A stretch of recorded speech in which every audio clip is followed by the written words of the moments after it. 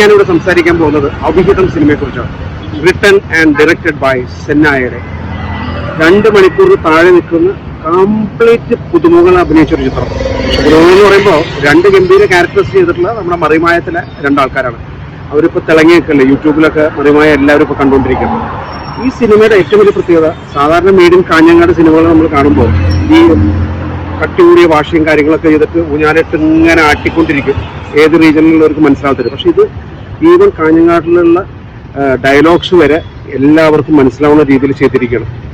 പിന്നെ ഇത് പറഞ്ഞു വരുമ്പോൾ ഒരു കളിയും കുളിയുടെ കഥയൊക്കെ ആയിട്ടായിരിക്കും ആദ്യം നമുക്ക് സ്റ്റാർട്ടിങ്ങിൽ പോവുക. പക്ഷെ അതിലേൽ മേളിലേക്ക് പോകുന്നൊരു സിനിമ മനസ്സിലായി. കുറെ റിലേഷൻഷിപ്പിൽ നമ്മൾ നോക്കുമ്പോൾ സ്ത്രീകൾ എന്തുകൊണ്ട് മാറിയിരിക്കുന്നു, എന്തൊക്കെയാണ് അവരുടെ പ്രശ്നങ്ങൾ ആലോചിക്കുമ്പോൾ അവർക്ക് എന്താണ് യഥാർത്ഥത്തിൽ വേണ്ടതെന്ന് നമ്മൾ ആലോചിക്കും. പക്ഷെ ഈ സിനിമ നിങ്ങൾ കണ്ടു കഴിയുമ്പോൾ നിങ്ങൾക്ക് മനസ്സിലാവും അവരെന്താണ് ആഗ്രഹിക്കുന്നത്, എന്താണ് അവർക്ക് വേണ്ടതെന്ന് മനസ്സിലാവും. പക്ഷെ ഇതിൽ അഭിനയിച്ചുള്ള സ്ത്രീ കഥാപാത്രങ്ങളെല്ലാം കലക്കിയിട്ടുണ്ട്. അതിൻ്റെ സെൻട്രൽ ക്യാരക്ടർ നിർമ്മല, ഔട്ട്സ്റ്റാൻഡിങ്.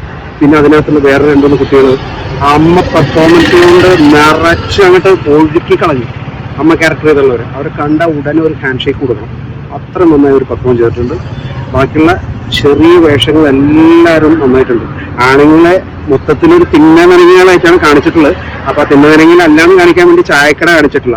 ആ ചായക്കടയ്ക്ക് പകരം ഒരു തയ്യൽക്കടയാണ് കാണിച്ചിട്ടുള്ളത്. അവിടെ നിന്ന് പോകുന്ന പരിപാടികളും കാര്യങ്ങളാണ്. പക്ഷെ ഇത് നിങ്ങളെല്ലാവരും കാണണം. നിങ്ങളവിടെ കാണണമെന്ന് എന്തുകൊണ്ടാണ് പറയണമെന്ന് വെച്ചാൽ, ഇത് ഞാൻ പറയുന്നത് കേൾക്കുമ്പോൾ അല്ലെ വേറെ ആൾക്കാർ പറഞ്ഞു OTT കാണാൻ ഒരു സിനിമയാണ്, OTTയിലും കാണാൻ കുഴപ്പമില്ല. പക്ഷെ തിയേറ്ററിൽ ഇത് കണ്ട് വിജയിപ്പിക്കേണ്ടത് നിങ്ങളുടെ എല്ലാവരുടെയും ആവശ്യമാണ്. എന്താണെന്ന് വെച്ചാൽ ഇങ്ങനത്തെ രീതിയിലുള്ള സബ്ജക്റ്റുമായിട്ട് കുട്ടികൾ ചെന്ന് പ്രൊഡ്യൂസേഴ്സിൻ്റെ അടുത്ത് ചെന്ന് മുട്ടുമ്പോൾ അവർ പറയാം ഇങ്ങനത്തെ സബ്ജക്ട്സ് ഒന്നും നമുക്ക് താല്പര്യമില്ല, സ്റ്റാർസിനോട് പറയാൻ പറ്റിയ സബ്ജക്ട്സ് മതി. അപ്പോഴാണ് മലയാള സിനിമയിൽ ദാരിദ്ര്യം വരുന്നത്, കണ്ടന്റ് ദാരിദ്ര്യം വരും. അപ്പോൾ നിങ്ങൾക്ക് എല്ലാവർക്കും മനസ്സിലാവേണ്ട ഒരു കാര്യമുണ്ട്, കണ്ടന്റ് ഈസ് ദ ഹീറോ.